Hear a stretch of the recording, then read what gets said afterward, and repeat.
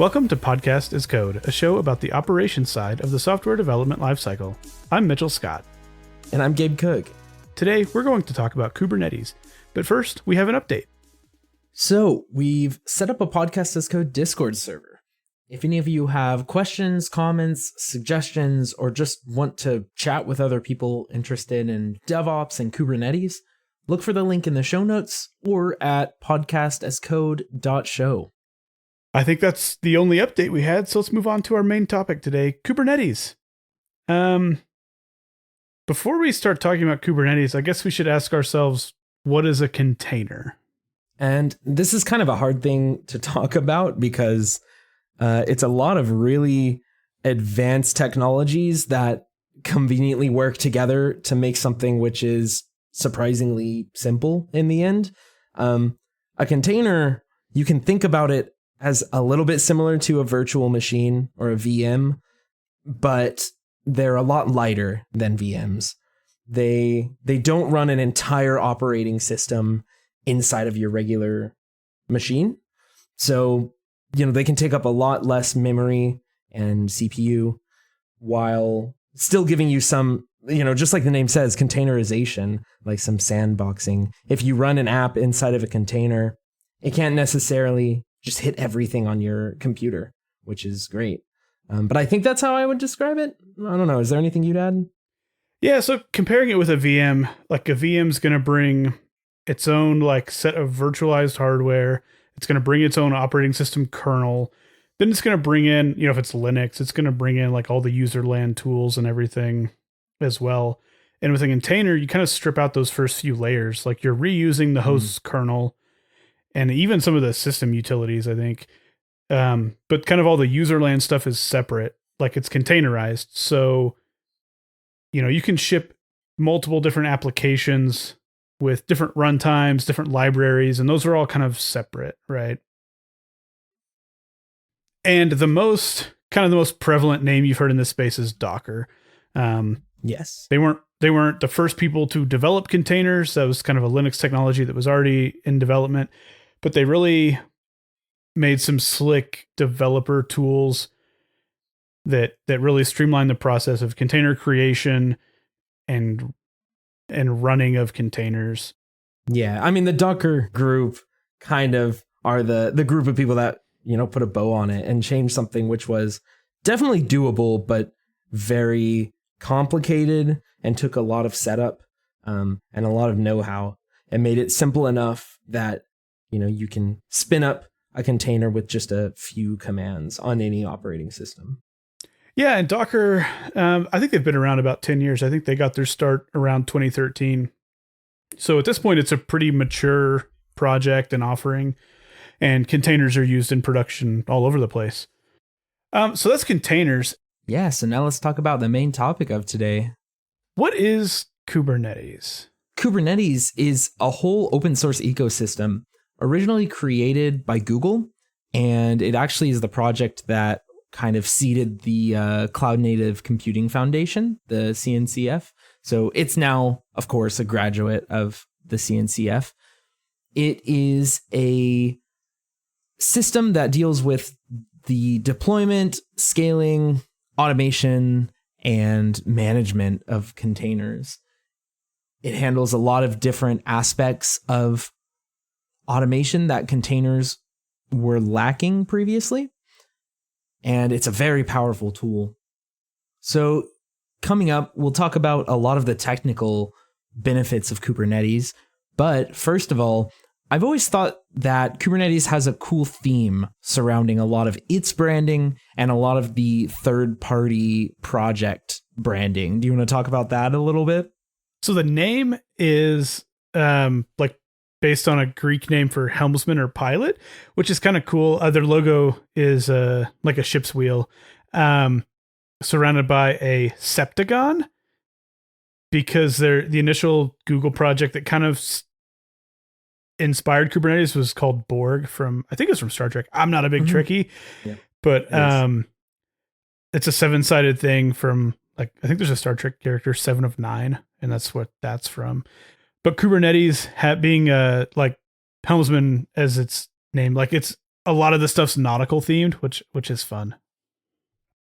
Yeah. Like a lot of the adjacent Kubernetes projects are nautical themed. Like you've got Helm, and for a while Helm had Tiller, and there's a project called Harbor, which is a container registry for Kubernetes. So you'll see a lot of nautical theming around Kubernetes, which is fantastic. Agreed. I really love the nautical theme. I think it's a lot of fun. And I love that there are so many third-party projects that try to, put their own spin on that same theme. It makes for this really fun ecosystem. So behind the scenes, Kubernetes is what's called a container orchestrator. Do you want to talk about that a little bit? A container orchestrator brings in a lot of additional tooling to help run containers in production.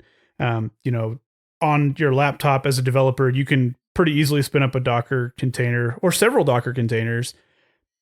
But when you want to take that into a production environment, you really want something orchestrating those. You don't want to be SSHing into hosts and doing like Docker run whatever the image is, right? You want some automation in place to help you manage these applications and these services. Yeah, well, with Docker, and Docker is great. I think it has a lot of good use cases. But it's kind of like you are the orchestrator.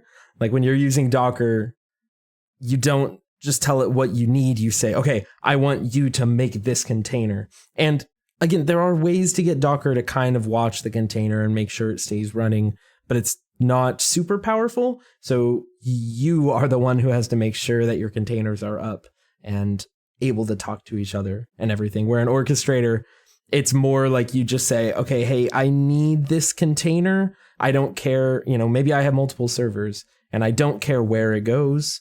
I don't care how you do it, but this is the container I need. And then it creates it and monitors it and everything for you.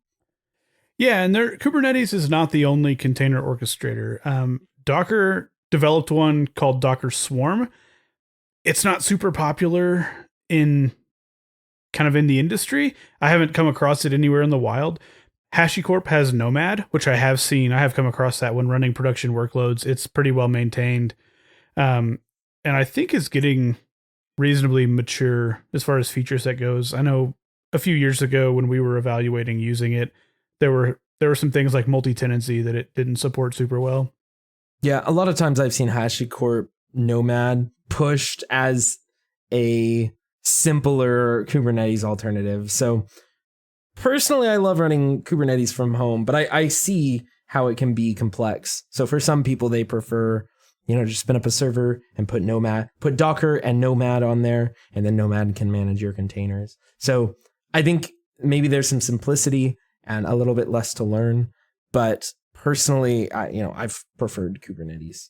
Yeah, and Kubernetes definitely is complex. It is basically built on top of every major computing innovation since forever, right? Like we'll talk about some of the details later about what's going on under the hood, and it doesn't develop a whole lot of tooling itself. It relies on a lot of other things at the operating system level and at the containerization level and then the networking level that have been built before it.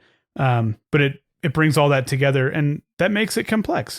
There's a lot of pieces running under the hood, and if you want to understand all of them, it's a pretty steep learning curve, especially if you're starting with not a lot of experience running Linux servers or anything like that. So one of the big draws of Kubernetes is clustering, right? If you have a Docker host or a handful of Docker hosts, you're going to be managing the services that run on each of those individually. So you need a container orchestrator to help distribute workloads across multiple nodes in a cluster.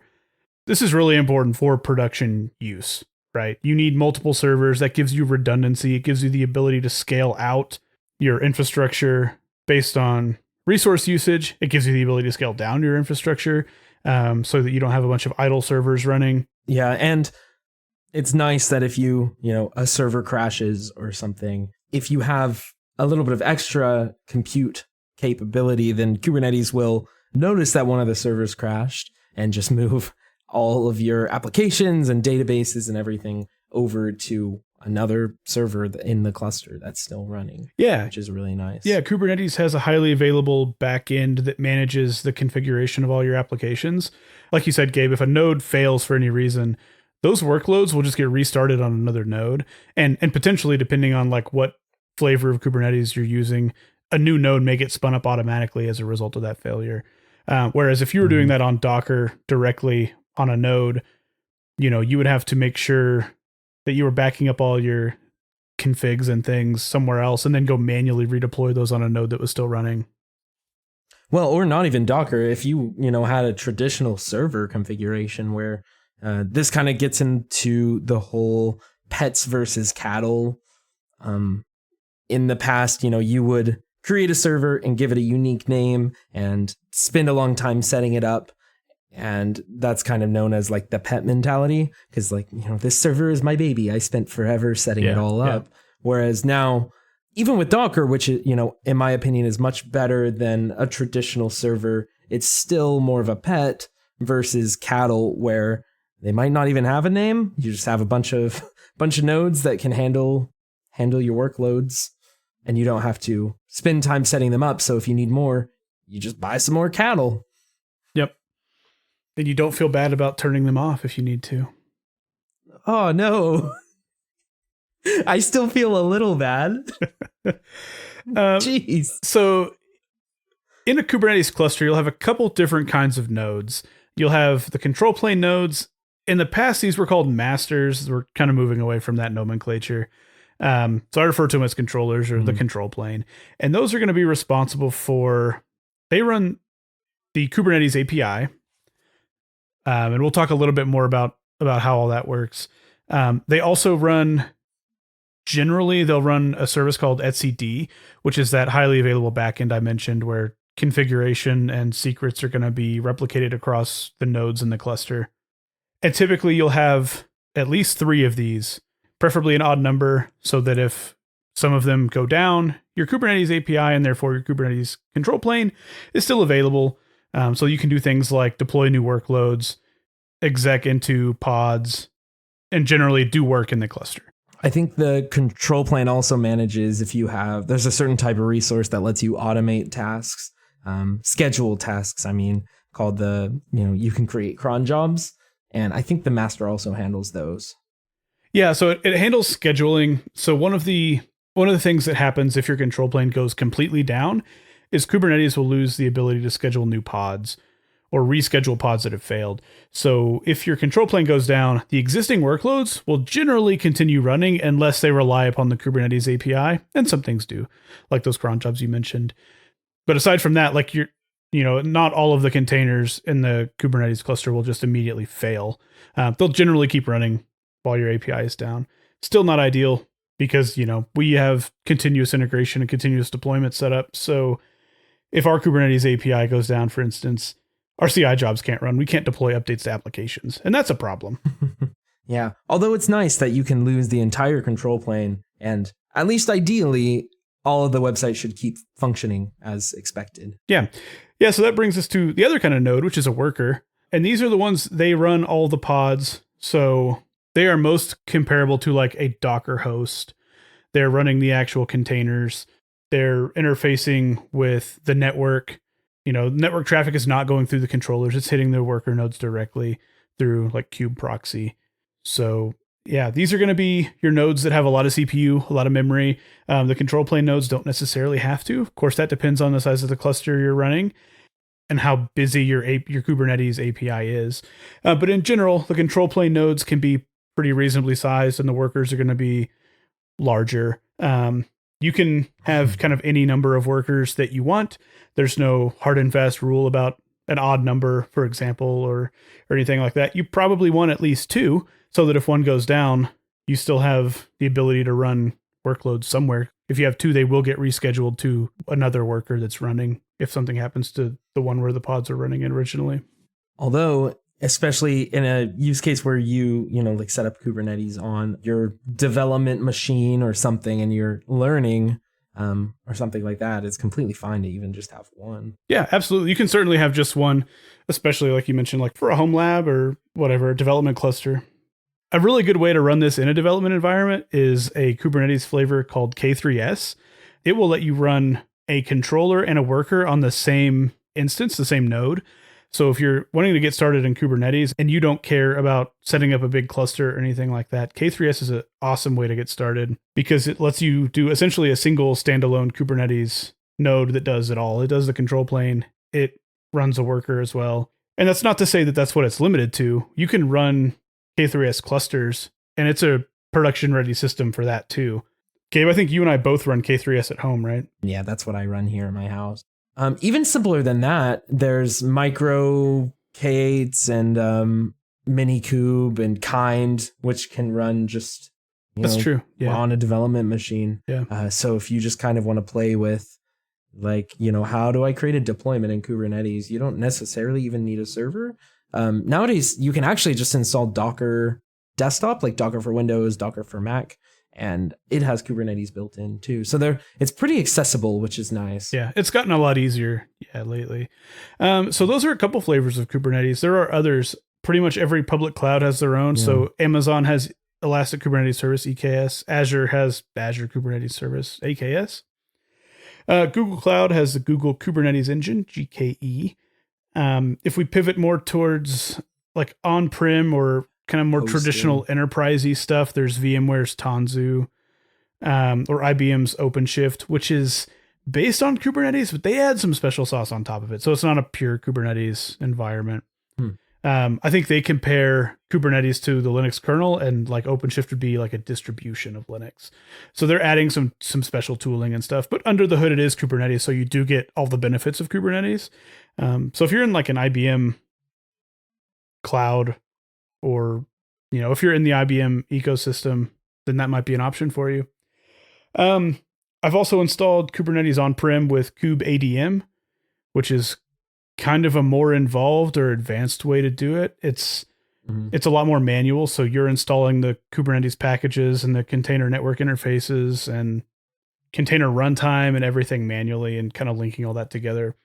I definitely would not recommend that for beginners unless you're just really wanting to nerd out about how to set up Kubernetes essentially from scratch.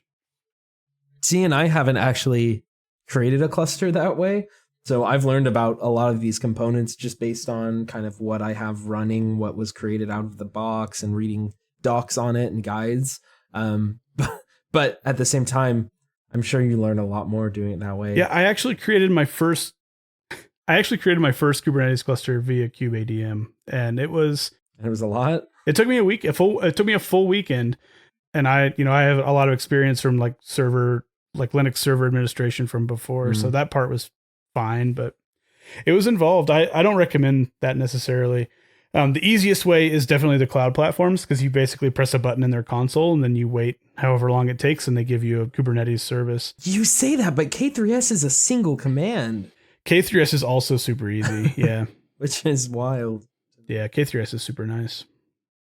So we mentioned containers, and then I think I briefly mentioned pods when we were talking about workers.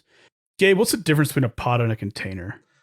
So this was actually really confusing for me at first, because Docker has Docker containers, and in Kubernetes, a container is a little bit more akin to a pod, but not really. They just kind of split it up into two different concepts. So in Kubernetes, a container is still a single like unit, like you have, ideally a container does one thing. It runs a single application or a single database or whatever.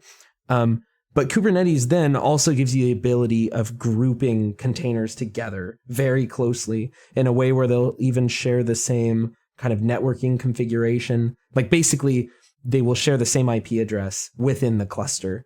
And that's what a pod is. So in Kubernetes, you don't work with containers directly very often. In fact, a lot of services just run a single container within a single pod. So it's easy to kind of mix up the terms.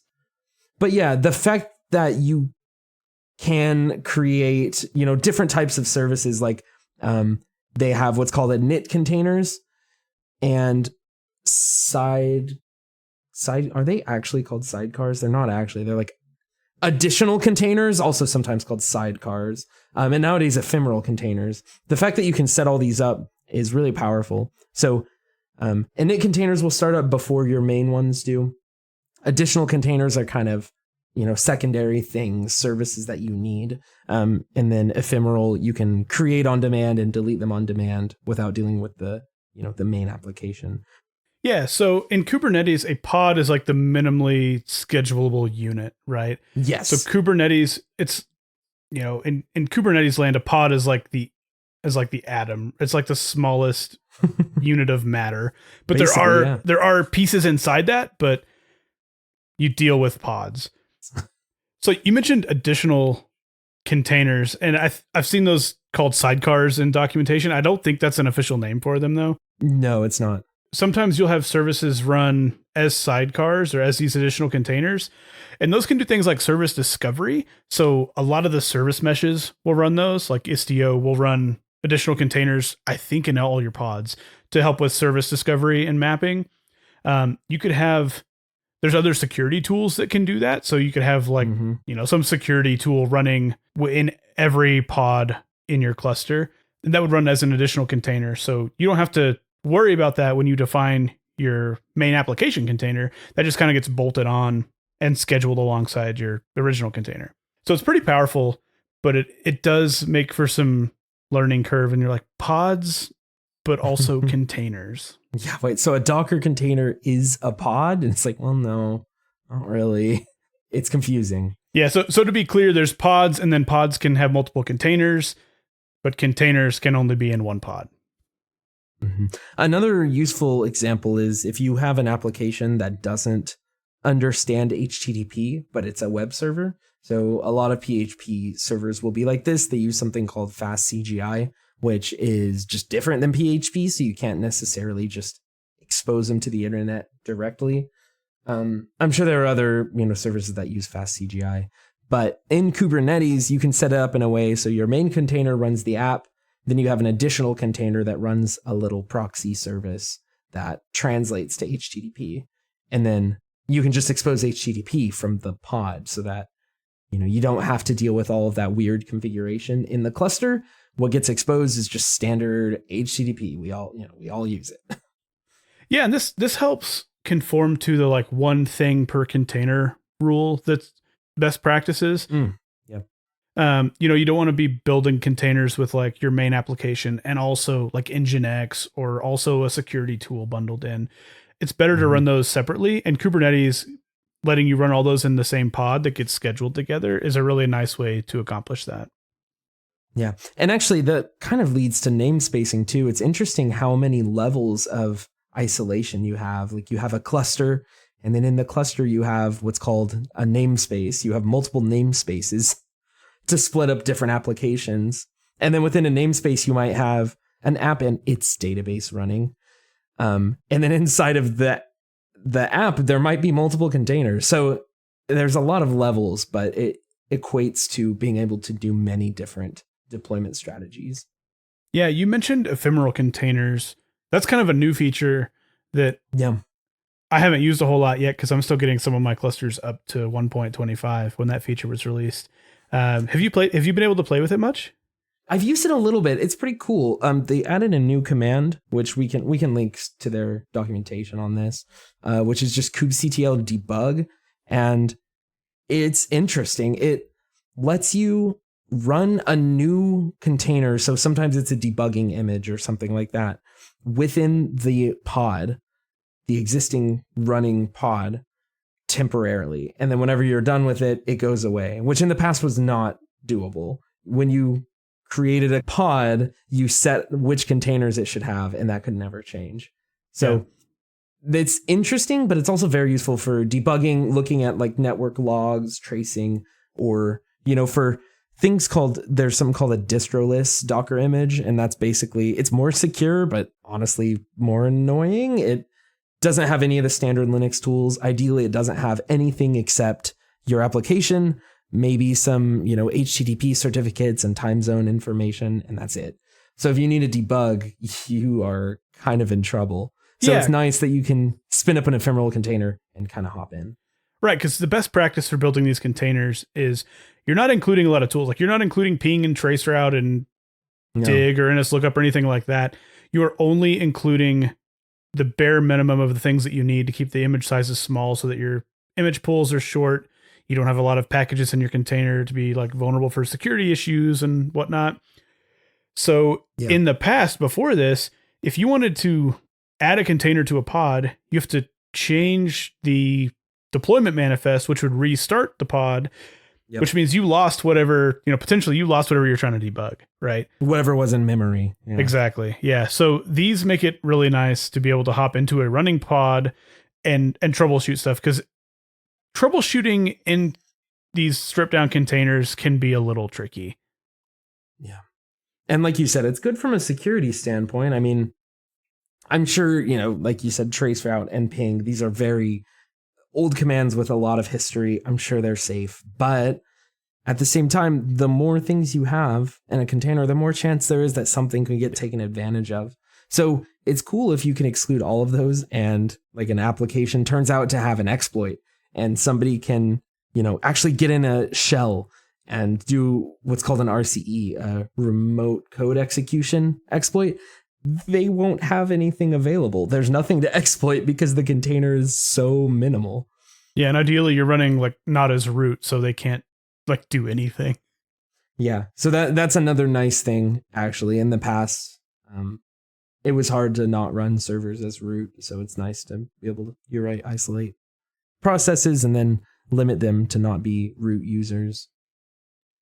Let's change gears a little bit and talk about some of the pieces that make up Kubernetes, or some of the things you have to think about when you use Kubernetes. And I guess we can start with storage.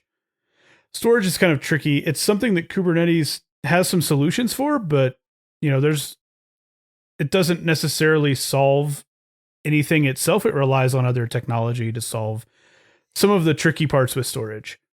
Yeah, well, and I feel like I should preface actually a lot of the discussion we're going to have with the fact that Kubernetes has drivers for everything. So storage can be tricky, and we'll get to why, but it also can depend on what cloud provider you're in or what tools you've installed. That's one thing that's cool about Kubernetes. They've made it so that all of this functionality, storage and networking and all of that can be plugged into. So, if you host an AWS and you create a certain thing, it can natively interact with AWS. And then same thing if you, are in Google or at your house. So there are pros and cons to all of these, and it kind of depends on how it's hosted. So storage is really important, especially in a container environment. So if you've ever hosted an app on a server, you might be used to just saying, okay, let's make a directory and put files there. But with a container, by default, whenever that's restarted, any changes to the file system will be gone. So that's why persistence and storage is important, because, if a user uploads an image and then you restart the app, that image is not there anymore. So Docker has this, Kubernetes has this too. They have a lot of different ways to manage storage, and it's not usually just hosted directly on the node, because if we have a cluster with 3 nodes and we have an application, it could be deployed to any one of these. So we can't just say, oh yeah, use the file system on the current node, because that's not predictable. In Kubernetes, you create what's called a persistent volume. And there's a lot of different tools that will manage this, either inside the cluster or out of the cluster in some cloud provider. Then you can mount that volume to a specific location in your container. Yeah, and there's kind of 2 classes of storage, or 2 types of storage in Kubernetes. There's read-write once and read-write many. Read-write once is kind of what you think about when you think about, especially in a cloud environment, like mounting a disk to a virtual machine. That's effectively what it is, for the most part. Mm-hmm. Now, the read-write once part limits some of the cool features of Kubernetes. You can only have a single node reading storage from that volume or that disk. You could potentially have several pods on that node reading the storage. So you can sometimes do cool stuff like rolling updates, but it's really not ideal if you want to take advantage of some of the more like scaly features of Kubernetes. Yeah. And at the same time, unfortunately, it seems like kind of from a platform standpoint, like if somebody's providing these volumes, it's much easier to provide read write once. So you'll see that's a lot more common. And then you're just limited to either your application has to go down for a few seconds when it redeploys, or you have to spin up your own tool in front of that. Yeah, so the most common way to mount a read write once volume is some kind of block storage. So in like Amazon land, that'll be an EBS volume that just gets attached directly to the VM that your Kubernetes node is running on. One thing to keep in mind with some cloud providers is these volumes are typically limited to specific availability zones. So if you have 3 Kubernetes nodes, each in a different availability zone, if one goes down, but your volume, so if you have a node in A, B, and C, if the node in zone A goes down and your volume is in zone A, it cannot get mounted to zones B or C. So that's something to plan for. I know Google Cloud has regional disks where you can have these block level volumes in multiple zones, but that feature is not universal across the cloud providers. So that's something to pay attention to when you architect this stuff. Read write mini, you'll come across it as RWX in documentation. True, and read write once is RWO. Yep. That's a little harder to solve. So Kubernetes natively can support NFS and Ceph, and I think GlusterFS for read write mini. I'm sure there are other drivers or plugins that can do other things, but those are the common ones. Yeah. And in the distributed storage space, they're the most popular. NFS is kind of the easiest. It's also the worst. It has a lot of downsides. Yeah, it is the oldest and kind of the easiest to get going. I haven't personally played with GlusterFS. I did use Ceph once. I used the Rook Ceph project, which is a CNCF graduate. It seemed really cool. It used a lot of system resources, particularly memory. It used a lot of memory just to have the volumes available. Well, and I think all these tools use quite a bit, though, because I use another tool called Longhorn, which when I tested it was a lot lighter than Ceph, but at the same time, it still takes quite a bit of memory. Yeah, Longhorn's really cool. It lets you kind of run a hyper-converged infrastructure. If you don't know what that is, traditionally, like in the data center space. Yeah, I don't know what that is. Of the past, you had your compute nodes running, and they didn't have a lot of storage, like just the operating system for the hypervisors, effectively, potentially running off USB sticks or like flash memory cards. And then you had a big SAN, like storage area network, or a NAS or something like that, where you would put all of the actual storage. So your VM disks would be there, and you'd have a high bandwidth backplane between the compute nodes and the storage devices. That could be iSCSI over like 10 gig Ethernet. And then the data center space started to pivot towards like what they called a hyper-converged infrastructure, which is storage and compute on the same devices. And if you're used to like home computing, that's like how it's been for forever, right? But that was kind of a new innovation in the data center space because you have to distribute the storage layer. Because like you were saying, you don't want storage living on just one node, because if something happens to that node, that storage is unavailable to the cluster. So you have to have special technology in the mix to pool that storage across like physically separate machines and present that as some unified storage layer to your compute. VMware built vSAN for this, which stands for virtual SAN. And like they built a virtual storage area network based on these storage pools. And Longhorn kind of does the same thing. It can present all the individual disks on your individual worker nodes and just create kind of a big pool of storage and present that to Kubernetes. And it's really, really cool. Yeah, but behind the scenes, there's multiple replicas of that storage, which is nice. Right. And like Longhorn, to present a read write mini volume, it actually uses NFS under the hood. So a lot of if you're looking at some distributed storage system or some storage tool in Kubernetes, look out for like what tech it's using behind the scenes, because a lot of them fall back to using NFS, which is fine. There just are some limitations. It's not the best protocol, but it's kind of ubiquitous and it does get the job done. And that works fine. And then, to be honest, if you're building applications from scratch, you really shouldn't be relying on file system storage, like persistent file system storage, if you could avoid it. Best practices are to try to put that in some sort of object store like S3, something like that. just because of the difficulties with scaling and doing distributed storage kind of at the file system level. These are all kind of clever hacks to get that stuff working in a distributed fashion.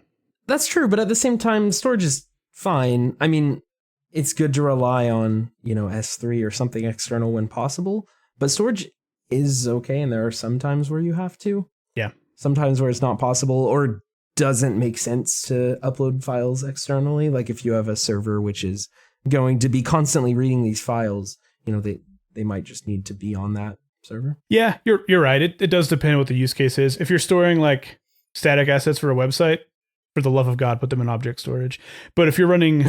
a database or like Redis inside Kubernetes, don't try to put that in object storage. That's going to be a nightmare. So you're right. It depends on the use case. No, you're right though with the suggestion. It's a hard line to decide, hard line to, what is it? Tiptoe? Yeah. Object storage when you can, persistent volumes when you have to. Agreed. You want to move on to networking? Let's do it. All right. I don't know as much about networking. Yeah. So networking with Kubernetes, it's complicated. I mean, there's no way around it. It's using a lot of networking tech from like the past, 40 years of computing developments. So it's running its own DNS servers to handle stuff like service name resolution. Each pod generally is going to have its own IP address that's separate from like your whole LAN or data center network. Typically the pods have their own subnet. So when you configure your Kubernetes cluster, or if you use something like K3S, this kind of happens on the back end, but it will generate a subnet for your containers, for your pods. Yep. And that'll be kind of completely separate from like everything else on your network. Your network won't be able to route to that directly. It's internal to Kubernetes. It is something to be aware of because you can hit limits depending on that subnet size. So, I don't remember what they are by default with like K3S. I believe each node gets like a /24, right? Yeah, I think the whole cluster gets a 16, which is tons and tons. And then each node gets a 24, which is 255 IP addresses. Yep, 255. Right? And typically each node has kind of a soft limit of around 110 pods per node. So generally you can't exceed like your IP allocations, but there are edge cases where you can. And if you go looking online, like you'll see enterprises that have run against that limit and had problems. So just something to be aware of. There are some hard limits at various places in kind of the house of cards that holds up all this stuff. So the pod subnet is one thing.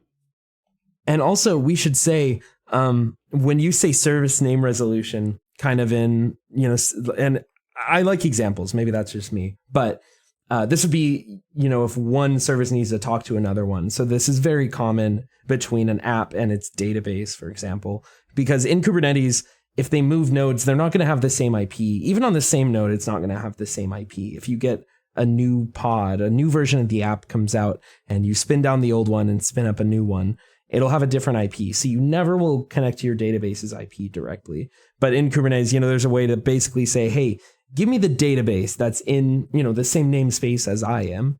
And then Kubernetes will give it back the IP address. So that's what service name resolution is. Yeah, and that's where the DNS stuff comes in. So if you're an application and you want to talk to your database, you may configure in that application's environment variable or whatever, like database host. And that would be like my database. Or if you put your database in a different namespace, it would be my database.namespace. And then like there's a fully qualified one, which by default with Kubernetes is like my database.namespace.svc.cluster. I think. I usually don't. Local. Yeah, cluster.local. Yeah, I usually don't get that far to the right. Yeah. You usually don't have to. Now, the DNS can be tricky because Kubernetes determines whether or not to look at its internal DNS server or kick it external based on like the number of dots in the name. So if you're running like an enterprise DNS server, you may have to fiddle with that configuration a little bit. I did at my house because I am ridiculous. I got into a weird situation where I was having trouble, like applications would be hitting external DNS when they should have been hitting internal. I had to fiddle with that. So it's something to be aware of is Kubernetes is running its own layer of DNS before it gets to, your enterprise DNS or whatever. So yeah, I had that same issue because I host my ad blocking DNS in Kubernetes and I had to make it not accidentally loop to itself. So yeah, I saw similar things. Yeah. So Kubernetes, you install, or it's installed for you, depending on the tool, a container network interface. Like K3S uses Flannel. A lot of the other installations use one called Calico.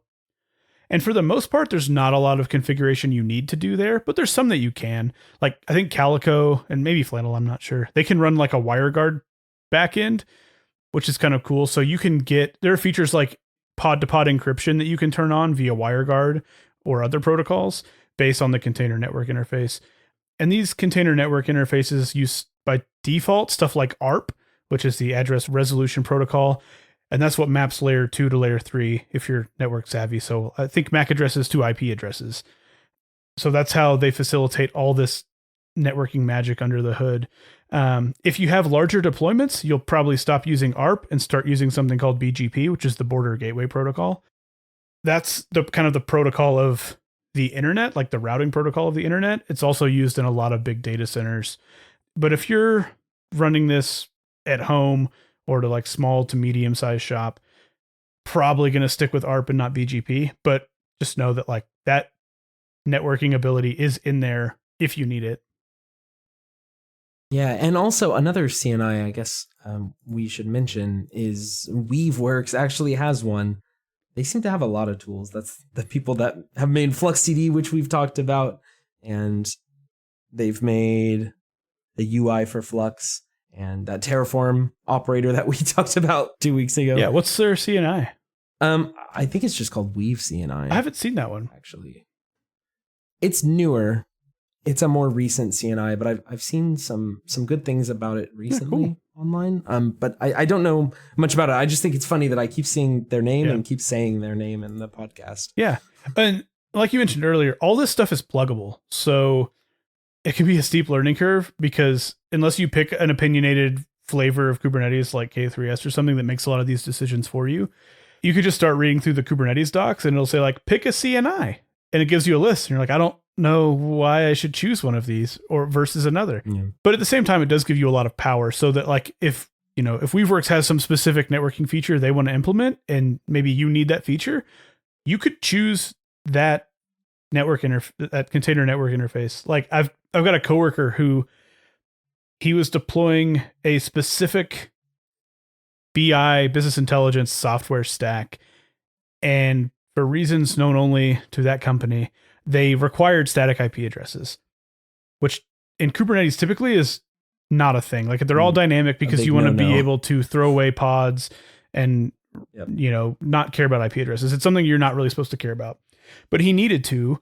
So I think he ended up using Calico, but with a certain switch that allowed pods to have static IP addresses. Like he was able to configure the container networking interface so that maybe specifically stateful sets had static IPs. And so that solved a problem for him. And so that's kind of cool in that, like, if you need some weird feature, either someone's already built it or you could potentially build one, if you had to. It doesn't require you to find something else other than Kubernetes. You just add the features you need and plug them in. Mm-hmm. Should we move on? Yeah, let's talk about services a little bit. Yeah. By default, like when you run a pod, it's not exposed anywhere.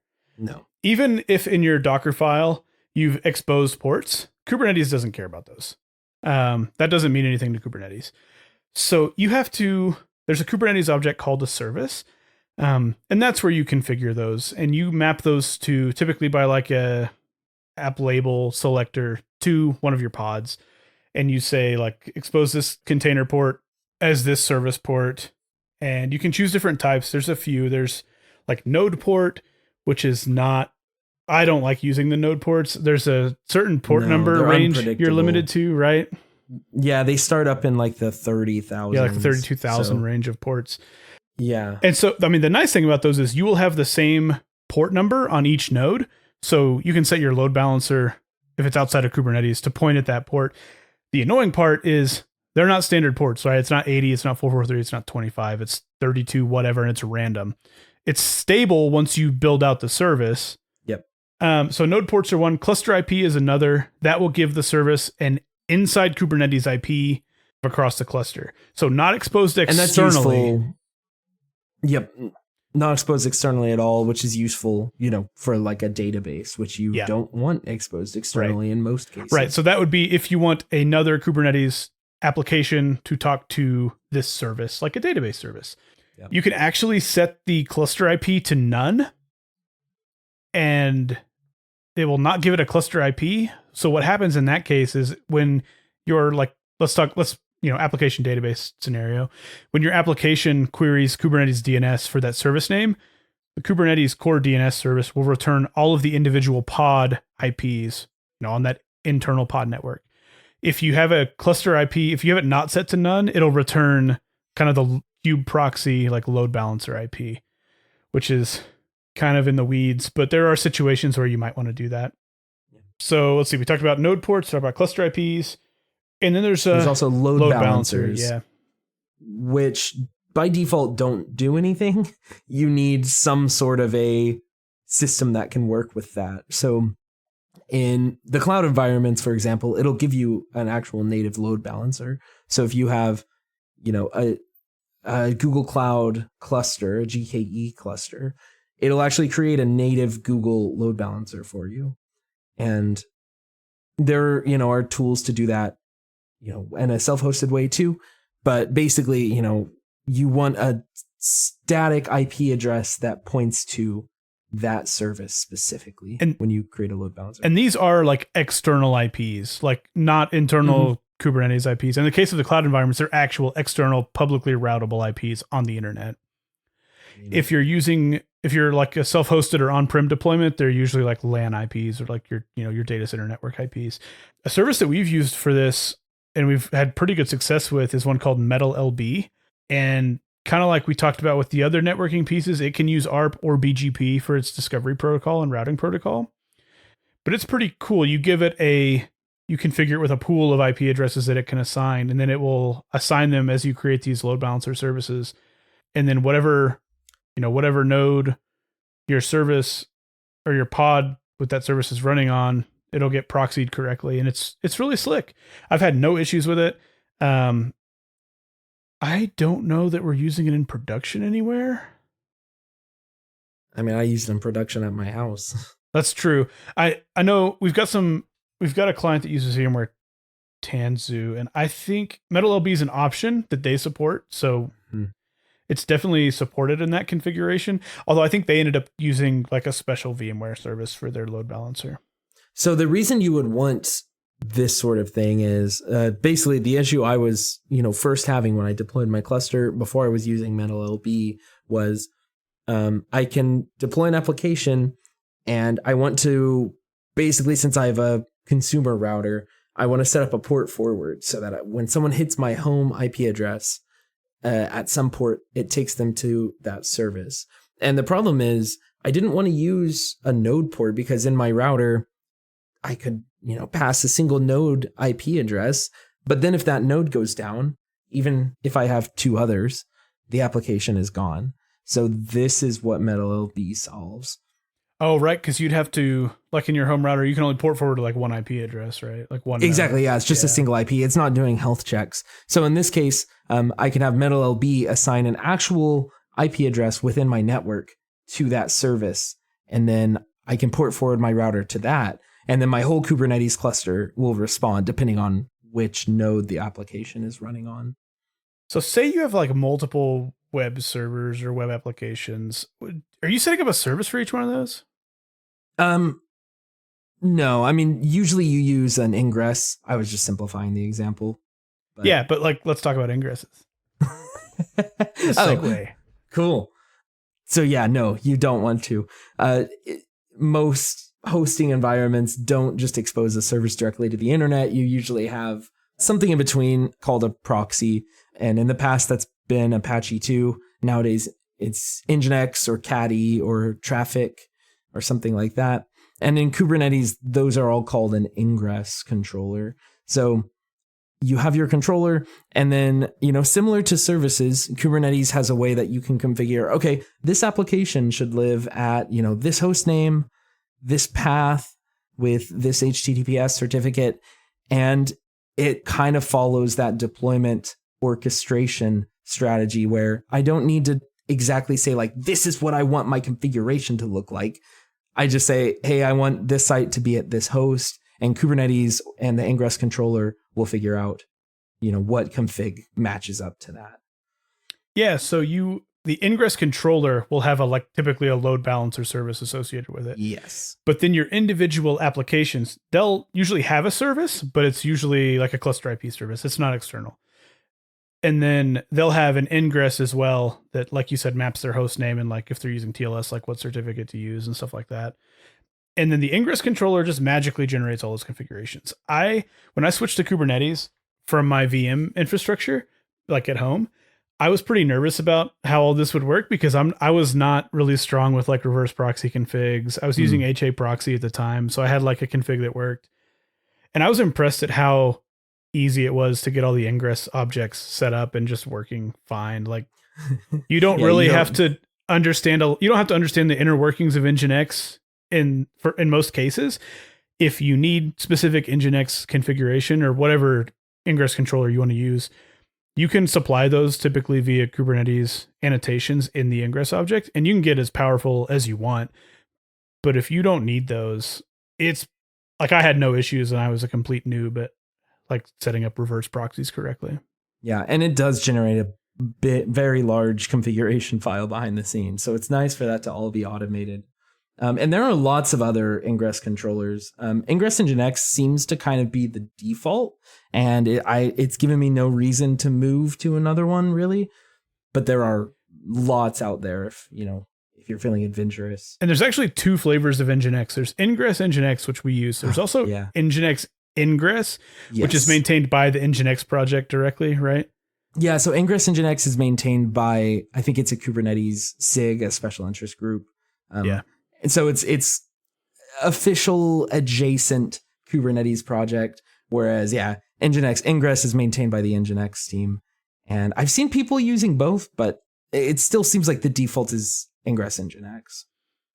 Yeah, I tried to play with Traffic, and I felt like I ended up fighting it a lot. I'm sure there's pros out there who are like, oh, Traffic's easy to set up with Kubernetes.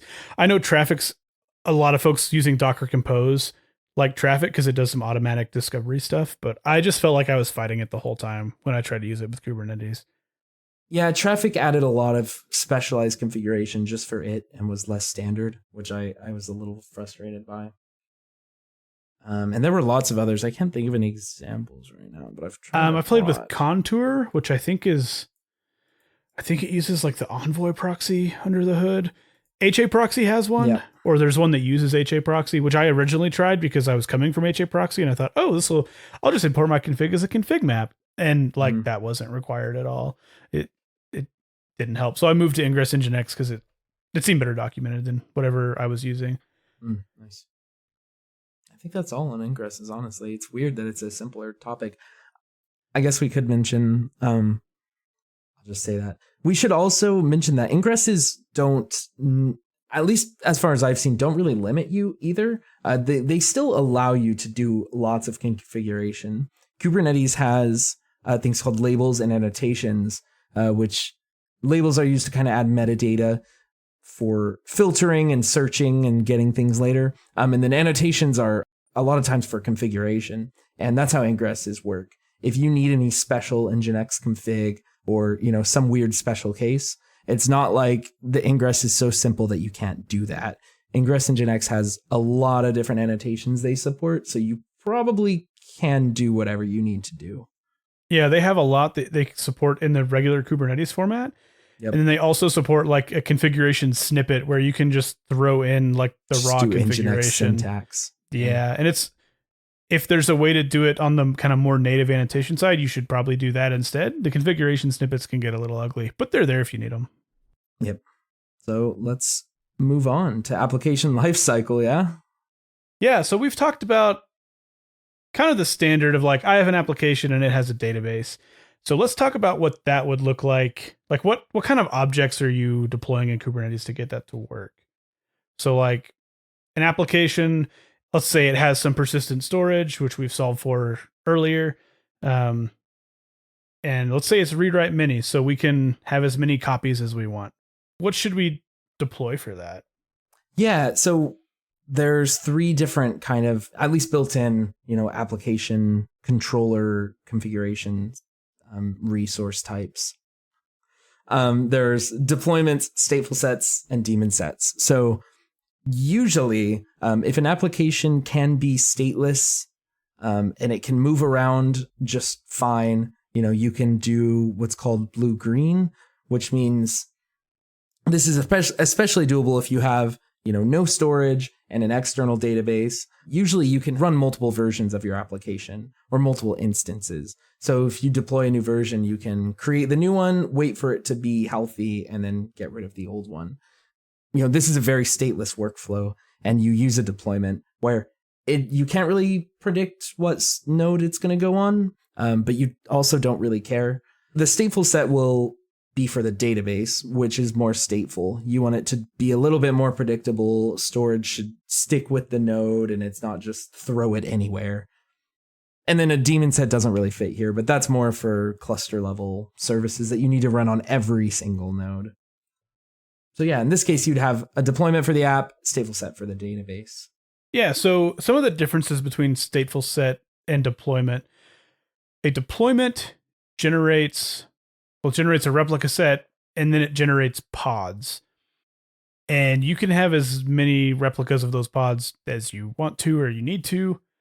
But each pod has like a kind of a randomly generated name, right? It'll have like the deployment name and then dash. And then just a bunch of letters and numbers. A bunch of random letters. So they're not super easy to address individually. Like that's just not our use case for deployments. A stateful set will generate pods, but they will have predictable names. So if you have 3 replicas of your database, right, you'll have like db-0, db-1, db-2. And that can be useful in certain scenarios.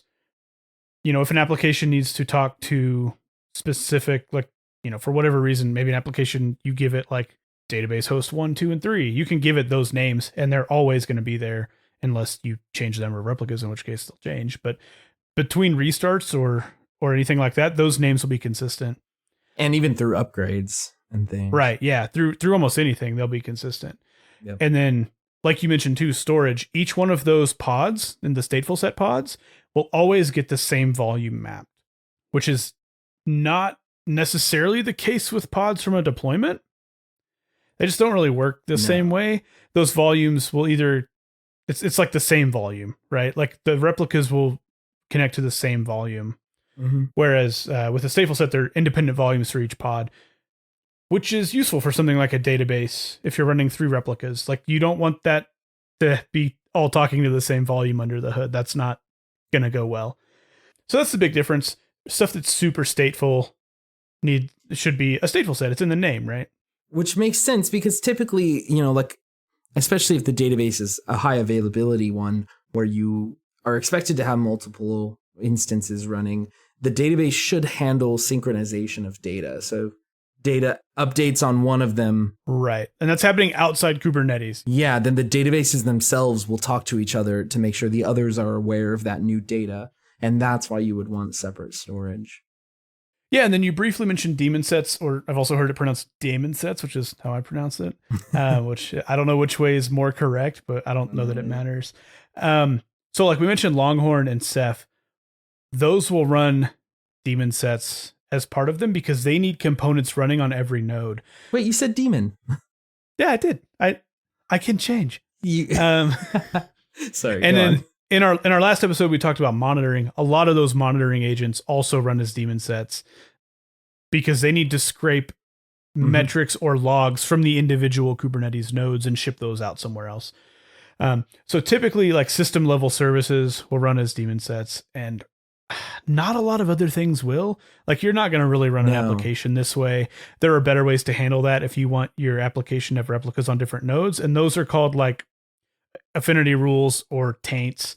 Or you can anti-affinity. Right, and you can set different labels to ensure that like if you need 2 copies of an application running, they get put on different nodes.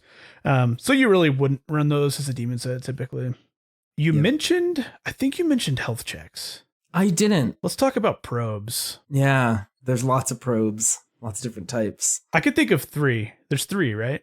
Yeah. I mean, I feel that's a lot. When I was first learning, Docker has just what's called a health check. And then I was like, what? Readiness and liveness, and there wasn't startup at the time, but I don't know, 1 to 2 already felt like a lot. And now it's 1 in Docker to 3. There are 3 different types of health checks in Kubernetes, and all 3 are called probes. There are, different methods they can run either over HTTP, or they can run a command, or nowadays they can run gRPC, or I think there's a few different other built-in methods you can do. And some will check when a container's done starting up. Some will check when the container is ready to handle requests. And then some will check when the container is actually like failed and should be recreated. Yeah, so this is where some of the cool like self-healing aspects of Kubernetes come into play. So your startup probe, you're going to configure that to basically you configure like all the timing stuff, like how often should it try to hit the service or the pod, whatever thing you're trying to check. How often should it hit it? How long should it wait for timeout? How many of those should it do? So like if your application takes 30 seconds to start up, you can set that in the startup probe so that you can set tighter intervals for after the startup is complete. So the startup probe is generally a little longer because you want to give that container time to start, like your application to come up and be able to serve requests. And then you have your liveness probe, which is typically going to be a shorter interval than your startup probe. And Kubernetes is going to use that to determine, if that check fails, restart the container, restart the pod, actually. If it fails X number of times, all of these have thresholds. Yeah, there's thresholds and options for all of these. And that's super useful because we've used it for like if an application gets highly loaded and it stops responding to like user requests, it also stops responding to these health check requests, these liveness checks, because we have those configured to emulate like what an end user request would look like. So if it stops responding to liveness probes, we know that that container is not functioning properly and should be restarted. And so Kubernetes will automatically restart the pod. So that's super useful. There's also readiness probes, and those are a little different, although they may hit the same ports or probe in the same way as liveness. But what those do are they control whether or not that pod is going to get routed to by one of Kubernetes like load balancer services, typically kubeproxy. So you can set this up to where if a pod goes unhealthy, it drops out of like the load balancer pool. It drops out maybe very quickly, but you don't want to instantly restart it just to save some CPU cycles. So you could drop it out, see if it goes healthy again. If it doesn't after a few minutes, restart it. And those are really only useful for generally like web or API type things. Mm-hmm. But typically, I mean, it's not just HTTP. Also, this applies to databases. If you restart a high availability database, then the application won't connect to any that are stopping or starting or still loading up. Yeah, and this goes back to kind of what we talked about in our monitoring episode, is like monitor how your services get used. So do your readiness probes and your liveness probes in the same vein as like how other services or users are going to be talking to those pods. Yeah, I think that covers all the probes. Yeah, so none of these are set up by default. This is stuff you have to set up. And they're all optional. Yeah, they're all optional, but they're super useful. It's kind of a superpower of Kubernetes to become self-healing if you configure them properly. Mm-hmm. So then some of the, application configuration aspects that are really nice are secrets and config maps. So Kubernetes, lets us create secrets, which ideally are encrypted on disk. And then config maps, which typically don't need to be encrypted. And you can use these in a few different ways. So I think that they are so cool, especially coming from a world where I used Docker for many years and neither of these existed. You can create secrets or config maps with data that gets mounted to environment variables. So, like key values or you could just do a specific environment variable, or you could even make the data get mounted to a file on disk. It's really, really cool that you can, use this standardized single configuration interface to work with IMs or files in the file system, or really, anything within a pod. Yeah, something to note about secrets. They're not encrypted by default. They're encoded as base 64. So, well, that's why I said no, encrypted on disk. The secrets themselves aren't encrypted like when you're working with the Kubernetes API. Yeah. But yeah, ideally, if you have everything set up right, then you want the actual data on disk to be encrypted. Right, but be careful before you go checking like those secret objects into Git or something. Those are don't do that. Yeah, use an external secret manager. Use something like Mozilla SOPs, like we've talked about before. Yes. To handle those. Yeah, the fact that there's secrets in Kubernetes, you can get pretty granular with your Kubernetes permissioning, which I don't think we're going to get into like the role-based access control. It's pretty deep. But you can limit. Yeah, you can limit, like if you have junior DevOps people or developers or whatever, you can limit their access into the cluster where they cannot pull secret values out. So that's pretty cool. Although you still have to be careful if they can, create applications. They could mount the secret as an env and then check the env. So you still have to trust your people, of course. Yeah. Yeah, but there are some fine-grained permissions that can help with that, but you do always, yeah. And then one thing I've been really impressed by, I have more of a development background, is kind of the Kubernetes API is very extensible. So most of these built-in objects we're talking about are just called resources, but they also have custom resources. And there's so many tools already out there that take advantage of custom resources by adding their own, what's called a CRD, which is the definition for one of these custom resources. So we actually talked about Ingress and Nginx. It doesn't add CRDs, but it basically uses a first party CRD kind of. Yeah, I guess, right? I don't know. Maybe that was a bad first example. Okay, one that does use CRDs is Cert Manager. So if you look up any guides on like how do I deploy a site with Kubernetes, you probably want a Let's Encrypt certificate, and the solution that you're going to see online is use Cert Manager, and it basically lets you create a certificate object and say, I want to deploy a site at podcast as code.show. And Cert Manager will go out, talk to Let's Encrypt, get the data for the actual cert, and then put that into a secret for you. So the fact that it can add its own configuration syntax, and when you create something using that, it'll modify Kubernetes behavior is just so cool. There are other tools like external DNS, which lets you automatically update DNS records in some cloud provider to match your ingresses in Kubernetes. There's Crossplane, which can deploy cloud resources based on what's in Kubernetes. There's even stuff like we saw one called Postgres Operator, which I haven't actually used, but it looks cool. It creates a Postgres instance, and you can deploy many apps to use it by just dynamically creating users and databases in Kubernetes config. So the fact that API is extensible, and it's all public open source SDKs. I've actually written operators that modify Kubernetes behavior, and I had a really good time. It just has a cool API as a developer. Yeah. If you want to work with Kubernetes and you have a good idea, it might be totally doable. Yeah, because Ingress and Nginx and the other Ingress controllers, it's kind of like what a controller and an operator are kind of similar, right? Like Ingress and Nginx is listening for certain events that happen in the Kubernetes API, and those are the creation or the update or the deletion of an ingress type object. And then it's going to do things based on that event. It's going to update its own configuration as a result of that. And that's what all of these do, right? Like Cert Manager, it's listening for its certificate objects to be changed or created or whatever. And then it's going to go do stuff. And that stuff may include like issuing a cert through Let's Encrypt and making that available as a Kubernetes secret, which is super awesome. It's the best way to use Let's Encrypt ever. It is. It just takes out so much manual burden. All the worry that I used to have of making sure that, cert bots renew task ran nightly and stuff is solved, because if Cert Manager isn't running, then there's a standardized way to check that in Kubernetes, which is really nice. Yep. Yeah. So fundamentally, all of these are using some of the like reconciliation loops that Kubernetes is just running all the time.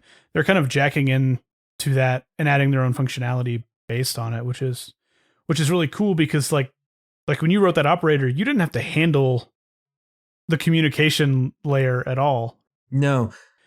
So the framework I used is called KubeBuilder, and we'll link to their site if anyone wants to kind of see what the project structure looks like. But basically, I would, for each resource I wanted to add code for, well, what should I do when a resource gets created? What do I do when one gets changed or updated, it calls? And what do I do when one gets deleted? And then you write your own code that synchronizes Kubernetes state with whatever tool you're integrating it with. And then, boom, you just made Kubernetes a little bit more powerful or different. Right. And like you didn't have to write a cron job or anything to like listen for these things. It's instant. The API will trigger you. Yes. Yeah. It uses webhooks behind the scenes, so it knows right when it happens. It's pretty awesome. Crossplane is this taken almost to a ridiculous level of using the Kubernetes API to basically become something kind of like Terraform. In fact, organizations have entire Kubernetes clusters just dedicated to running Crossplane on them, and they don't actually run applications on them. But the Kubernetes API is so powerful, they use it to reconcile all their infrastructure as code into like real infrastructure, which is just kind of crazy, but it does show how powerful the Kubernetes API can be. Definitely. Man, we mentioned a lot of stuff. Yeah. What we haven't talked about is like, how do you interact with Kubernetes? Like, you know, once it's running, like, what do you use how do you work with it? That's true. There's a lot of different ways though. Kind of the standard way is a command line tool called kubectl, but there's one I really like called K9s. Oh, true. And it's like a text-based interface in your terminal, so you don't have to run like web services or anything. I'm still kind of getting in the habit of using it, but it's been pretty powerful, especially if you're watching for a lot of changes. I like it better than like the, you know, kubectl like git pods -watch or whatever. -w for watch. -w. Yeah, because that one just outputs the events. It'll just output a new line for anything that changes, where K9s will update the output. You know, if there's new pods, they'll get added in the list. And if they go away, they'll get deleted, which I wish is how kubectl-watch worked. -watch. It's pretty slick. Yeah, I really like it. One that you showed me about, I think. So K9s is really good for navigating like your cluster or clusters, you know, multiple contexts. But one you showed me kind of enhances the native like log output of Kubernetes. It's called Stern. You know, sticking with the nautical theme that a lot of the Kubernetes stuff has. And it's, you know, Stern for like the end of a boat. It's basically tail for Kubernetes logs. And you can do really cool things like supply prefixes, and it'll monitor any pod with that prefix and just output the logs, and it can colorize them and do other cool stuff. But it's a good one too. Mm-hmm. Yeah, it's frustrating typing out the whole like kubectl log command, and that's only for a single container. So I like just being able to run Stern with the current namespace and let it log everything. Yeah, and what I like is with Stern is, you know, if you go to restart a pod but you want to watch its logs, when it restarts, it's going to get a new name. So your kubectl logs container or pod name, that's going to stop loading like log lines, but Stern it's there for you. And then I'm a big networking nerd. Like that's kind of how I got started. So I find it really frustrating. My go-to when there's any problem is to hop in the container and start looking at like what's going on in the DNS, pinging stuff.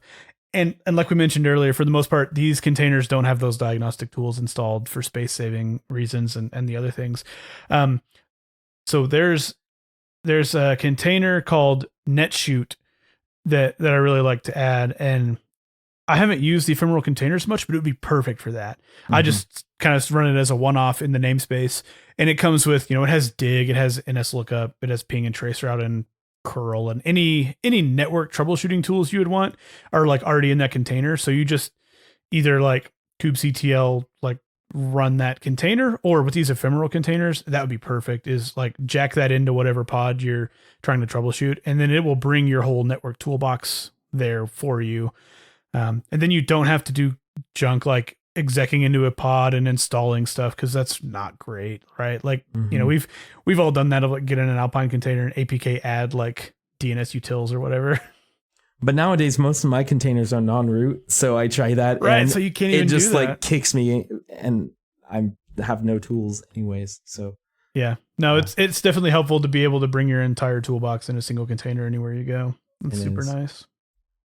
Also, Helm is really nice. I think we kind of covered it in the GitOps episode, but it advertises itself as a package manager for Kubernetes. Really behind the scenes, it's this really powerful templating engine, which is super useful because applications all take configuration in different ways and have volumes in different places. So it's nice to have people creating charts out there where you can just say Helm install whatever app I need, and their chart will handle a lot of that configuration for you. So that's one that I love. Yeah. I think that's it. Thanks for listening. Our website is podcastiscode.show. If you would like to suggest topics for us to cover or have feedback on topics we have covered, send us an email or hit us up on Discord. Our address is contact@podcastascode.show. Join us in a fortnight to discuss a real-world example of a highly available dual data center, dual cluster Kubernetes architecture. That's going to be a lot of fun. Can't wait to talk to you guys in that one.